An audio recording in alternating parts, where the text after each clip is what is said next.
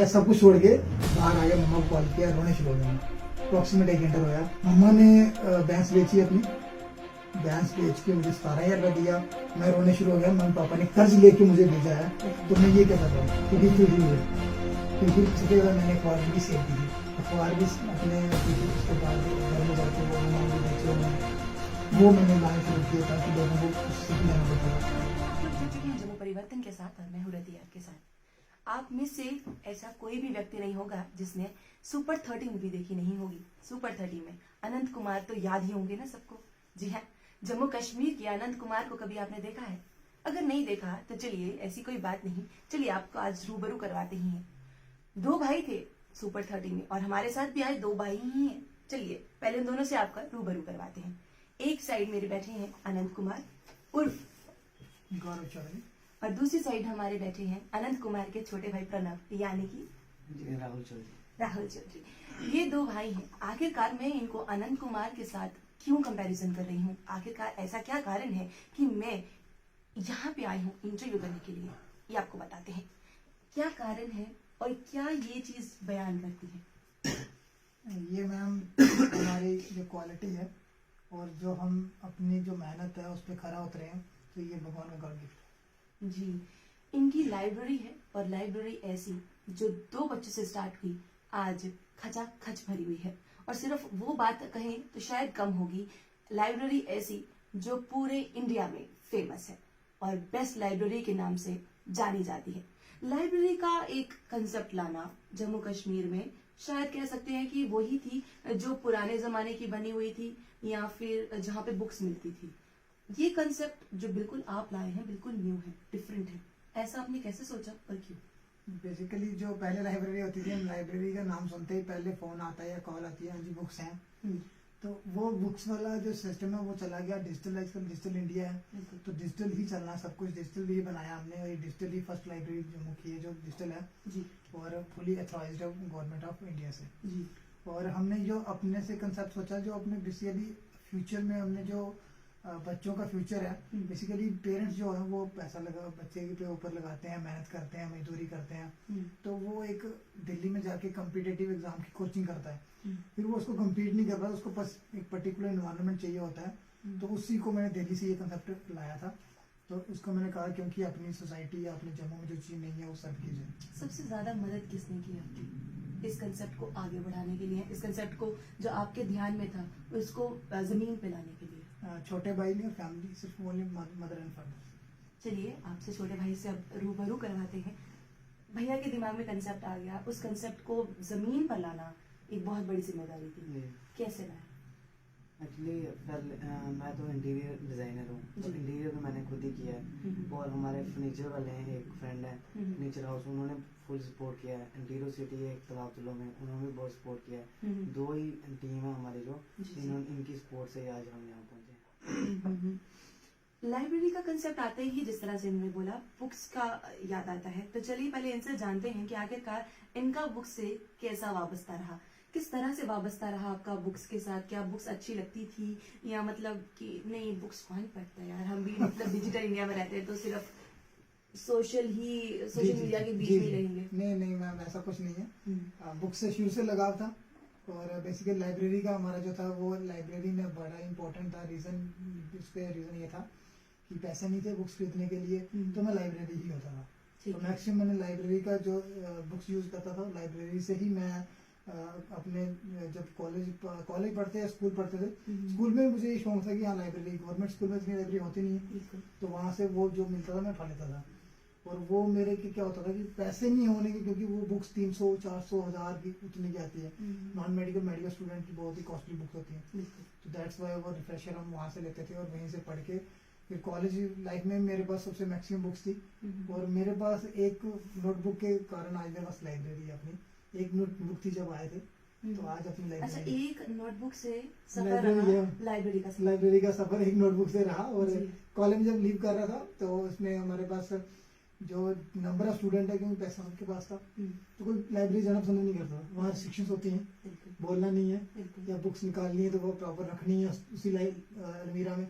तो वो मुझे पसंद था कि हाँ हर चीज़ है, मुझे मिल रही है, तो क्यों ना मैं इसका लाभ उठाऊं और मैं आगे बढ़ूं। तो फिर उसी चीज को मैंने, वो कार्ड जो आपको मैंने बताया था, कार्ड का ये था कि सबके पास मिल था बिल्कुल, क्योंकि जो एंट्री थी, अब एनओसी लोगे तो फाइनल में जब पास आउट होगे तो आपको एनओसी मिलती है। तो मेरे पास 2 कार्ड थे और मेरा फुल भरा हुआ था। और एक ही कार्ड नहीं, 2 कार्ड। आज तक शायद आपने सुना नहीं होगा कि हमारे पास लाइब्रेरी में गए, लगभग 1 पेज यूज होता है, लगभग 2 पेज, और इन्होंने जिस तरह से बताया किसी के पास तो यूज भी नहीं होता था और इनके पास 2-2। क्या कभी आपने ऐसा सोचा है? जी हाँ, ऐसा एक एग्जाम्पल है जी। हाँ, बेसिकली वो मेरा, बेसिकली मैं सबसे ज्यादा प्यार फैमिली को करता हूँ और बुक्स को करता हूँ और किसी से नहीं करता। फैमिली से करते हैं, बुक से करते हैं, किसी से नहीं करते हैं। चलिए भैया फैमिली से करते हैं और बुक से करते हैं, ठीक है, भैया का है, हमारा क्या है? नहीं, हमारा भी सेम है। मैं बुक से, भैया तो ज्यादा ही पढ़ते थे, लेकिन मैंने नॉर्मल ही है। लेकिन फैमिली से तो सबको प्यार होता है जी। क्या आपने क्यों, आपको क्यों लगा कि भैया अगर लाइब्रेरी की ओर जा रहे हैं, क्योंकि उनको तो चलो बुक से प्यार है तो वो करना चाहते हैं, आपको क्यों लगा कि मेरे को भी लाइब्रेरी में ही जाना है? जब आपने बताया कि आप इंटीरियर डिजाइनर हैं पेशे से, अगर मैं आपको बता दूं कि दोनों भाई ही इंजीनियर हैं और दोनों ही सिविल इंजीनियर हैं, तो मतलब जब इतना सब कुछ होने के बावजूद फिर एक लाइब्रेरी में? एक्चुअली हमने, ये तो अपना स्ट्रीम है जो सिविल इंजीनियरिंग है, हमने ऐसा कुछ करना था कि अलग से जो डिफरेंट हो, जो जम्मू में नहीं हो, वो चीज लानी थी। इंजीनियर तो बहुत सारे हैं जम्मू में, लेकिन लाइब्रेरी बहुत कम थी, इसलिए हमने लाइब्रेरी लाई। वो तो स्ट्रीम अलग से है, वो तो हमारी चल रही है। ये अलग से हमने एक हटके किया कुछ, तो इसीलिए लाइब्रेरी खोली। कुछ हटके करना था पर करके दिखा भी दिया, और ऐसा किया कि सारे याद रखते हैं। चलिए ये तो रहा इस लाइब्रेरी का, थोड़ा सा लाइब्रेरी के बारे में और आपको जानकारी देते हैं। उसके बाद इनकी पर्सनल लाइफ की ओर रवाना होंगे कि आखिरकार किस तरह रही इनकी पर्सनल लाइफ। जिस तरह से आपने बताया कि लाइब्रेरी के बारे में, तो हम जरा लाइब्रेरी के बारे में थोड़ा और जानना चाहेंगे कि आखिरकार कौन कौन यहाँ पे आ सकता है। क्या सिर्फ कॉम्पिटिटिव जो एग्जाम क्रैक करने वाले हैं वही आ सकते हैं, या कोई भी आ सकता है, और उनके लिए क्या क्या यहाँ पे बंदोबस्त किए गए हैं? जहाँ किसी की कोई रिस्ट्रिक्शंस नहीं, एज रिस्ट्रिक्शन नहीं है। 12th के बाद जो बच्चे नीट की तैयारी करते हैं, जो अपने आगे कैरियर को बनाते हैं, चाहे वो टेक्निकल की तरफ जाएं, चाहे वो नॉन टेक्निकल की तरफ जाएं, कोई एज रिस्ट्रिक्शन नहीं है। कोई भी आ सकता है जिसने अपनी नॉलेज को गेन करना है, इंक्रीज करना है, कोई भी आ सकता है, चाहे 40 का हो, 45 हो, 50 हो, 60 हो, कोई भी आए, पढ़े, अपनी नॉलेज को गेन करे, वो हमारा मेन मोटिव है। एज लिमिट किसी की नहीं है। और रही बात फैसिलिटी की, तो वो 24/7 सर्विस दे रहे हैं, तो आगे होपफुली आगे देंगे और कोशिश करेंगे। बेसिकली बच्चों को बता दें कि जो भी आपके व्यूअर्स हैं, नंबर ऑफ लाइब्रेरीज अभी ब्रांचेस ओपन कर रहे हैं। कनाल रोड जो पीएनबी बैंक के अपोजिट कर रहे हैं, ताकि वो जो मेरा साइंस कॉलेज के नाइट को बच्चे आते हैं, कॉमर्स कॉलेज के, क्लस्टर यूनिवर्सिटी के, वो उनको रात को दूर पड़ता है, इसीलिए मैं उनके लिए वहाँ खोल रहा हूँ। तो उसके बाद बेसिकली हम बच्चे के, पहले बच्चा हमारे पास आता था, हम बच्चे के पास जाएंगे, ठीक है, ताकि उनको रात को प्रॉब्लम, आने को प्रॉब्लम ना हो। तो दैट्स वाई मैंने ब्रांचेस बाकी अखनूर का भी कोशिश कर रहे हैं खोलने की, और छन्नी हिम्मत में मोस्ट प्रोबेबली हो जाएगा। बिजनेस कोई भी शुरू करो, पहले कोई ना कोई रुकावट जरूर आती है, और स्ट्रगल तो मतलब उसके हाई लेवल की हाई लेवल की। कितनी स्ट्रगल करनी पड़ी, मतलब एक बेस्ट लाइब्रेरी का अवार्ड जीतने तक के लिए? बहुत स्ट्रगल की। स्टार्टिंग में 1-2 बच्चा था, 3 महीने तक तो अप्रोक्सीमेट 1-2 ही था दिन में, 3-4 से ऊपर नहीं गया। और उसके बाद नाइट को था, नाइट को बच्चे कॉलेज के अच्छे 3 या 10 बच्चे थे, ओनली 10 बच्चे नाइट को। आफ्टर 3 मंथ हमारे पास ऐसा, बेसिकली मेरे पैसे नहीं थे, फंड्स की प्रॉब्लम थी, एक जो होते ना फाइनेंशियल प्रॉब्लम, बैक नहीं थी, तो उससे हमने एडवर्टाइज नहीं कर पाए, बता नहीं पाए। बच्चे बोलते हमें पता था, हम इस लाइब्रेरी में जाते हैं, हम जरूर चाहते थे बाकी लाइब्रेरी में, दूर क्यों जाते। तो उनको पता नहीं चला। जब एक बच्चे से आप अपनी गुडविल पे रहो, आप अपना एक अच्छा एटमॉस्फेयर दो, फैमिली जो भी बच्चा है वो हमारी इंस्पायर की फैमिली के नाम से बुलाते हैं, बिकॉज एल्डर सिस्टर ब्रदर सबको हमने अलग अलग से ट्रीट करते हैं। डिपेंड पता क्या करता है कि आप देखो, जो बच्चा मेरे पास 19 घंटे बैठ रहा है, जो बच्चा 15 घंटे बैठ रहा है, तो वो अपनी लाइफ के 19 और 20 घंटे मुझे दे रहा है। तो मैं अगर उसको, वो अपनी फैमिली छोड़ के मेरे पास आ रहा है, तो मैं उसको फैमिली का एटमॉस्फेयर नहीं दूंगा, तो फिर वो कभी वापस नहीं आएगा। वो 1 मंथ ही आएगा, सेकंड मंथ वो नहीं आएगा। बिल्कुल, एक बार आएगा, और यहाँ पे ये है कि एक बार आएगा और बार बार आता ही रहेगा। अब जिस तरह से मैंने कहा था, लाइब्रेरी के बारे में आप सब कुछ जान चुके हैं, पर सबसे बड़ी बात यहाँ पे ये आती है कि आखिरकार जिस तरह से उन्होंने बताया कि मेरे पास एक बुक खरीदने के पैसे नहीं होते थे, इनकी लाइफ एक्सपीरियंस क्या है, क्या जिस तरह से हमने अनंत कुमार का आपको एक एग्जाम्पल दिया, क्या वो सही भी है या गलत। चलिए अब आपको ये बताने की कोशिश करते हैं कि क्या मतलब ये दोनों भाइयों का नाम सही दिया है। एग्जाम्पल आप सेट कर रहे हैं पूरे जम्मू कश्मीर वासियों के लिए नहीं बल्कि पूरे इंडिया के लिए सेट कर चुके हैं। पर मुझे एक बात बताइए कि आपकी अपनी जिंदगी किस तरह से रही, क्या आपने शुरुआती तौर पे किया और क्या आप बनना चाहते थे इंजीनियर? मैं इंजीनियर बनना बिल्कुल नहीं चाहता था, मैं डॉक्टर बनना चाहता था जी। स्टार्टिंग में मेरा एम था बेसिकली, फैमिली में डॉक्टर्स हैं, जो बड़े भैया थे ताऊ जी के बेटे हैं, तो मैं उनको ही देख के आपके घर में ऐसा कोई होता है जिसको आप देख के बड़ा होते हो, तो उसी के बराबर बनने का कोशिश करते हो। बिल्कुल। तो मैंने उसके बाद अपना 12th किया, मैंने मेडिकल ही चूज किया। बोलते नहीं तुझे ये नहीं रखना, कुछ और रख ले, सब मेडिकल जाएंगे। मैं नहीं, मैंने बहुत रख के उसको पास आउट किया। फिर मैंने मेडिकल जो मैंने मेडिकल में एक्सरे टेक्नीशियन किया। फिर उसके बाद मेरा ये वाला सीट निकल गया जम्मू में, तो बोलते हैं नहीं सिविल इंजीनियरिंग का बहुत स्कोप है, सिविल में जाओ। तो मुझे वो चीज़ छोड़ के यहाँ आना पड़ा। तो फर्स्ट ईयर प्रॉब्लम हुई। फर्स्ट ईयर जब मैं कॉलेज में गया तो हमारे पास पैसे नहीं थे। जो एक्सरे किया मैंने वो गवर्नमेंट ऑफ इंडिया की तरफ से किया था। अच्छा, तो वो फ्री ऑफ कॉस्ट किया था। मतलब गवर्नमेंट ऑफ इंडिया की तरफ से आप एक्सरे का करके जो रखा। कर रहे हैं। मुझे आप एक बार बताइए, मतलब आप कितने ही इंटेलिजेंट रहे होंगे फिर। नहीं बेसिकली नॉर्मल थे, एवरेज थे। ये था कि हाँ अपना पास आउट होना है, अच्छे नंबर लेने हैं। बेसिकली मेरा एक ही है कि पापा के नाम से मुझे जानते हैं, मेरे नाम से पापा जाना चाहिए। इट्स माई मोटिव, जो मेरा कैरियर का एक मेन मोटिव है। मेरे नाम से जानेंगे वो गौरव के पापा जा रहे हैं, ना कि उनका बेटा जा रहा है। वो मेरा एक मोटिव है जिसको मैं पूरा करने की कोशिश कर रहा हूँ और करूंगा भी। तो एक दिन प्रूफ भी करूंगा। बट बेसिकली जो रीजन ये था कि हमने जब कॉलेज में गए थे तो 2300 फीस थी। तो इट्स अ प्राइवेट कॉलेज जो मेरे को मिला था, 7 रैंक था मेरा। तो अगर काउंसलिंग होती तो हमें काउंसलिंग का नॉलेज नहीं थी, क्योंकि हम बैकवर्ड एरिया से हैं, बॉर्डर से। तो काउंसलिंग नहीं हुई मेरी। मैंने सोचा पता भी नहीं चला, तो पेपर नहीं आते थे वहाँ, तो मेरी काउंसलिंग नहीं हुई, मैं प्राइवेट कॉलेज में रह गया। जब मैं गया तो वहाँ एडमिशन लेने, तो वहाँ की फीस थी 23,000। तो जो मैं घर से लेके आया था 2300। 23,000 हाँ, मैं वो लेके आया, मैं जेब में डाले हुए थे, मैं एडमिशन कराऊंगा। मैं एडमिशन क्या करानी थी वहाँ। जब मैं गया तो लोग इतने पैसे देते वहाँ। मैं देखो इतने पैसे मेरे पास कभी देखे नहीं मैंने। जो पैसे वहाँ मैं गया, सर से बोलते हैं जी फीस लो जी, फॉर्म भरो। मैं ठीक है, आपका रैंक में 7 भरो जी, 23,000। मैं वहाँ से फॉर्म भी छोड़ा है, सब कुछ छोड़ के बाहर आ गया। मम्मा को कॉल किया, रोने शुरू हो गया मैं। अप्रॉक्सीमेट 1 घंटा रोया। मम्मा इस हमारे बस की बात नहीं है, क्योंकि हम नहीं कर पाएंगे, हमारे पास पैसा नहीं है। मेन मोटिव जो पैसा ही है आजकल दुनिया में, पहले भी तो पैसा नहीं, मैं नहीं कर पाऊंगा, सॉरी लीव कर दूँ। मम्मा ने भैंस बेची अपनी। भैंस बेच के मुझे 17,000 रुपये दिया। 5,000 किसी लिया, तो 23,000 पूरा करके बोलते बेटा तू करेगा। उन्होंने एडमिशन दिला दी, क्योंकि माँ बाप एक ऐसी चीज़ है, वो आपको दुनिया की हर खुशी दिलाते हैं अपनी खुशी को दबा के। फिर उन्होंने मुझे वो एडमिशन दिला दी 23। फिर मैंने एडमिशन तो दिला दी। फिर फर्स्ट ईयर मेरा मन नहीं था, क्योंकि मैं मेडिकल का स्टूडेंट, पर मेडिकल मेरा एक था कि मैं एम था ना, जिसको आप लस्ट बोलते हो, मुझे चाहिए वो था कि डॉक्टर बनना है। मेरा मैथ में सप्ली आ गई फर्स्ट सेमेस्टर, सेकंड में मैथ में बैक आ गई। मैं रोने शुरू हो गया। मम्मी पापा ने कर्ज लेके मुझे भेजा है, तो मैं ये क्या कर रहा हूँ। मैं रोया, उस दिन बड़ा रोया। उसके बाद क्लास रिप्रेजेंटेटिव 7 डेज में बन गया। मम्मा ने ये बोला कि बेटा देखो वहाँ पे बहुत अमीर बच्चे होंगे, तो आपको भी उनके साथ बन ठन के बैठना है। मीन्स हमारे पास तो यूनिफॉर्म सबकी बस बराबर होती है, यूनिफॉर्म तो कोई चेंज नहीं कर पाएगा। तो यूनिफॉर्म कितने के पैसे भी होने चाहिए। तो आप वो किस तरह से मैनेज करते थे? वो मम्मा ने 23 दिए। 23 में सब कुछ था, बुक्स भी थी फर्स्ट सेकंड सेमेस्टर की, सब कुछ में था।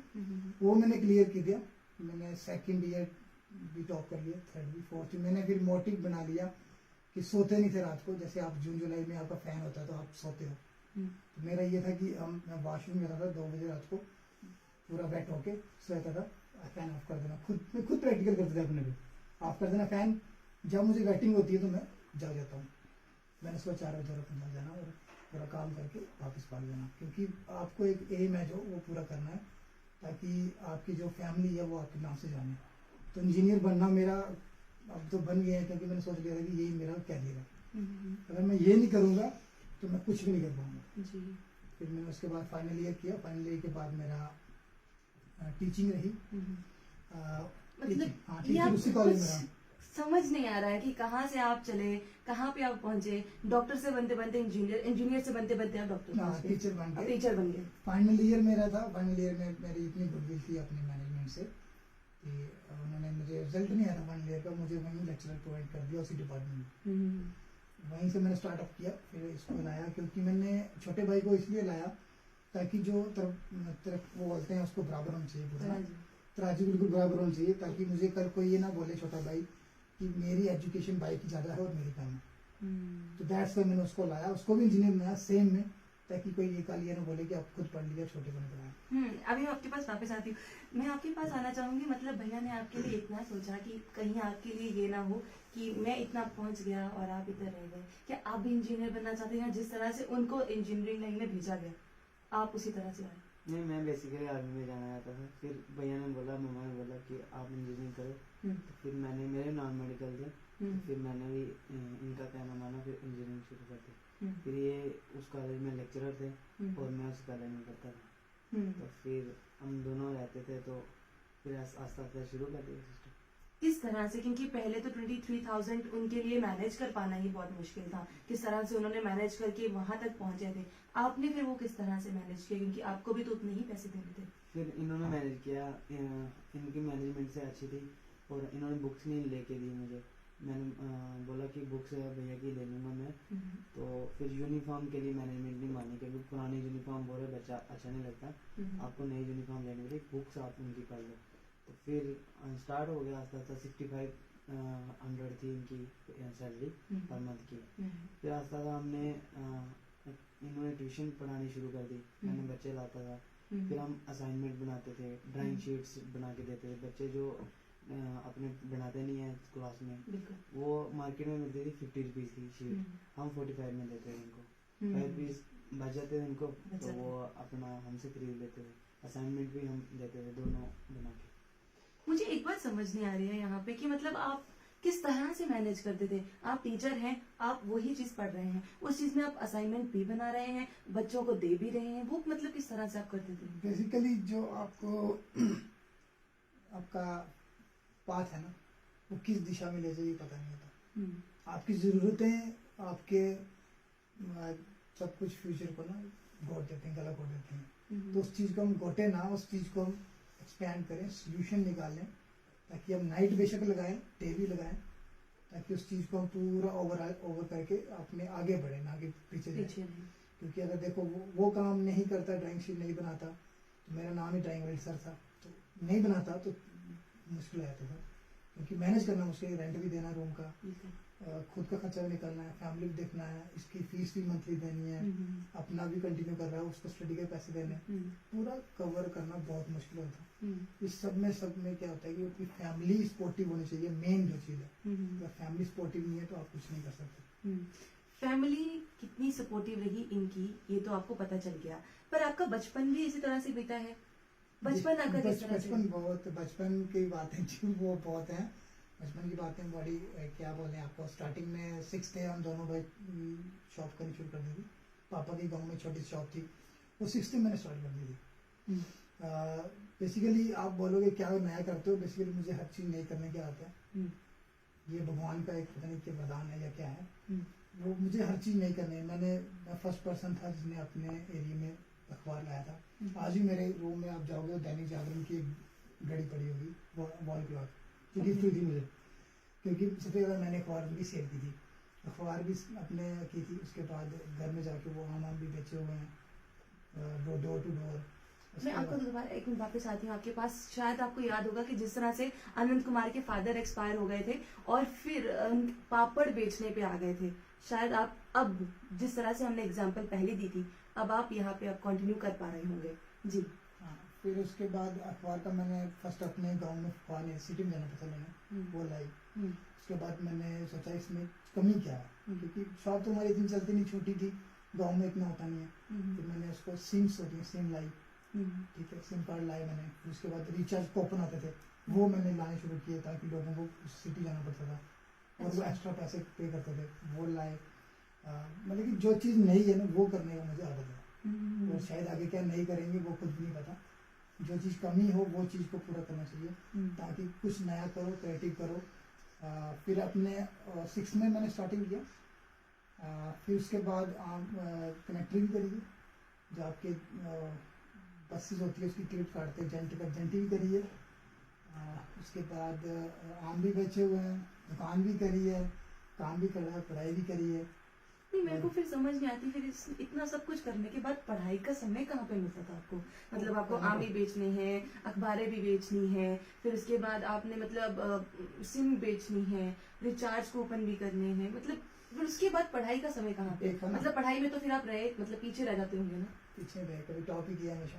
आज तक फर्स्ट से भी क्लास रिप्रेजेंटेटिव था, और फाइनल टेस्ट तक भी क्लास रिप्रेजेंटेटिव था। जम्मू से सिटी में आके मुझे लगा बहुत बड़ी सिटी है, क्योंकि मैं दिल्ली में कोचिंग करी थी, ये नहीं मेरे लिए इस बड़ी में थी, मम्मा पापा के विजन के लिए बहुत बड़ी थी, क्योंकि वहाँ बहुत अमीर बच्चे होंगे, बहुत पैसा होगा, मेरे बच्चे को पता नहीं क्या कर देंगे, मतलब उनको दिमाग में रहा। तो मैंने उनको 7 दिन में क्लास रिप्रेजेंटेटिव बना के दिखा दिया, और मैंने कहा मैं क्लास का रिप्रेजेंटेटिव हूँ, मेरे बिना कोई पता भी नहीं लगेगा। मतलब कि इस तरीके से कि अपने आप को प्रेजेंट करना है। एक लीडरशिप क्वालिटी जो होती है वो जरूरी थी, क्योंकि अगर आप कुछ बोल नहीं पाओगे ना तो आपको सब दबा देंगे। अगर आप अपनी बात रख सकते हो, किसी की बात को आगे बना सकते हो, that's why you are a leader. तो फिर आप बात रुकी, आप बचपन की बात कर रहे थे, कहाँ पहुंच गया कॉलेज में। बचपन में फिर उसके बाद हमने 12th भी करी, मेडिकल नॉन मेडिकल में जी, ट्यूशंस भी की। आपकी बात रही कि सब काम कैसे मैनेज करते थे। अखबार दुकान पे थी, सिम कार्ड दुकान में बैठा था मैं, आम के सीजन में आम बेचने हैं,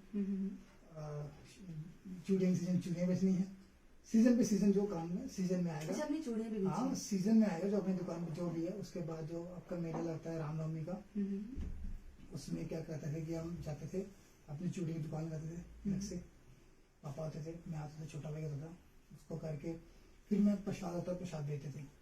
तो क्योंकि मैं क्लास रिप्रेजेंटेटिव 11th भी था, 12th भी था, तो 10th था, लास्ट तक हूँ, आगे आगे तो शायद मोस्टली मैंने रिप्रेजेंटेटिव ही रहना है, क्योंकि मेरा एम है उसको कभी खत्म नहीं करना। फिर मैंने 12th में जैसे आपका रामनवमी का मेला होता है, तो रामनवमी मेले में क्या होता है कि आप कोई कुल्फियाँ बेच रहे हैं, कोई प्रसाद बेच रहे हैं, माता ले जाओ, है नहीं। जब कोई स्टूडेंट आपका सारे टन बन के आते हैं हीरो बन के, तो मुझे भी कोई रिसेंटली बोल रहा स्टूडेंट ना, भैया आप इंटरव्यू देते तो थोड़ा कोट पैंट बदला करो। मैं कोई लिबास बदलने से मेरा कोई नेचर नहीं बदल जाएगा, जो मैं हूँ वो मैं हूँ, मैं जिस मर्जी से मैं रहूँ। वो बता रहा था बात आपको कि मैंने प्रसाद बेचा था ना 10 रुपए का, 20 रुपए का, आपके कुलीग, आपके फ्रेंड, आपकी फ्रेंड्स सारे एक मेट्रो से उतर रहे हैं, और आप उनको प्रसाद ऑफर कर दो, 10 रुपए का ले जाओ, माता चढ़ा दो, 20 रुपए का ले जाओ, तो हाउ टू फील? ठीक है, आप प्रसाद बेच रहे हो, आप क्लास रिप्रेजेंटेटिव हो, आपकी एक पहचान है अपनी इंस्टीट्यूशन में, तो आप दूसरे को बोल रहे हो जो लो भैया 10 रुपए 20 रुपए प्रसाद ले जाओ। हाँ, ये था कि दोस्तों ने हेल्प भी की, वो मेरे से ही लेते थे, मुझे ही देते थे। अच्छे हैं, खुद अच्छे रहो, सब अच्छे हैं। आपको शायद याद होगा कि हमारे बहुत युग आए हैं, अगर हिंदी लिटरेचर की ओर अगर बढ़ते चले तो सतयुग आया, सतयुग के बाद द्वापर युग आया, त्रेता युग आया, उसके बाद द्वापर, और उसके बाद कलयुग की बारी है। पर त्रेता युग में 2 भाइयों ने कहीं ना कहीं नाम बनाया, राम और लक्ष्मण आज भी जाने जाते हैं। ये कहीं ना कहीं राम लक्ष्मण की जोड़ी की तरह भी सामने आते हैं। जिस तरह से आज अगर बात की जाए, भाइयों भाइयों में लड़ाई हो जाती है, किसी भी चीज को लेके होती है, बट आज ये 2 भाइयों ने एक नई एग्जाम्पल सेट की है। मुझे एक बताइए, जब भैया इस तरह से करते थे, मतलब क्लास के रिप्रेजेंटेटिव भी हैं, उनके मन में क्या बीतती है ये उनकी आंखें बताती हैं, बट क्या कभी आपको लगता था यार भैया कितने इंटेलिजेंट और क्या कर रहे हैं, यार मैं क्लास में जाऊंगा मैं क्या बोलूंगा, वो क्या बोलते हैं, उनके कुछ ऐसा कभी हुआ? नहीं, एक्चुअली कोई बात नहीं। मैं भी रामनवमी में, जब हमारी शॉप होती थी मनिहारी की, जब करवा चौथ का व्रत होता है तो हम सारे उधर ही होते थे, सामान लेके जाते थे जम्मू से, तो फिर सारे बेचते थे हम। तो रामनवमी के दिन भी हम अपनी ये भैया प्रसाद बेचते थे अलग से, और मैं और पापा अपनी चूड़ियाँ बेचते थे। हमें कोई शर्म नहीं है इस बात की, क्या शर्म है, अपना सिस्टम चलाना। जिस तरह से क्लास वाले वहाँ पे आते हैं, और फिर बुली करने की तो वैसे भी आजकल बहुत ज्यादा आदत है, तो क्या कभी क्लास में आपको बुली करने की कोशिश की हो कि यार तुम क्या करते हो, वहाँ पे तो सीआर हो क्लास की और यहाँ पे क्या कर रहे हो? नहीं ऐसा कुछ नहीं है, पता होता है फैमिली का बैकग्राउंड सबको पता होता है अपने अपनी, तो हमारा पता था इसलिए हम खुद करते हैं। मैं एक्चुअली भैया जब आ गए थे जम्मू, फिर मैं ही शॉप पे बैठता था, इवन कि हम स्कूल से मम्मा खाना भेज देते थे तो मैं शॉप पे बैठता था, उधर ही यूनिफॉर्म चेंज करके उधर ही बैठना, रात को जाता था 8 बजे घर। दो भाइयों ने अब आप लगातार देखते जाइए किस तरह से इन्होंने अपनी मेहनत की और आज मेहनत को सफल भी किया है। अब मैं आपको एक चीज बताऊं कि ये दोनों खुद पास में बैठे हैं और इसके बाद जो मैं आपको बताना चाहूंगी वो ये चीज कि अखबार बेचने वाले, इन्होंने सबसे पहले अखबार का काम शुरू किया था, आज अखबारों में अपनी फोटो देख रहे हैं। ये एक सबसे बड़ी इनकी बात है कि क्या कभी एक मौका कभी किसी को याद होगा कि क्या कोई अखबार बेचने वाला आज अखबार में अपनी फोटो देख सकता है? जी हाँ, Aspire library India ISKCON award से सम्मानित किया गया है इनको। ये एक बहुत बड़ी बात है। अब इनसे हम ये जरूर जानना चाहेंगे कि आखिरकार जो इन्होंने अवार्ड हाथ में लिए हैं उसके बाद ये आप तक क्या मैसेज पहुंचाना चाहेंगे? कर्म करे जो फल की इच्छा मत करे। आप क्या कहना चाहेंगे? ये सेम है।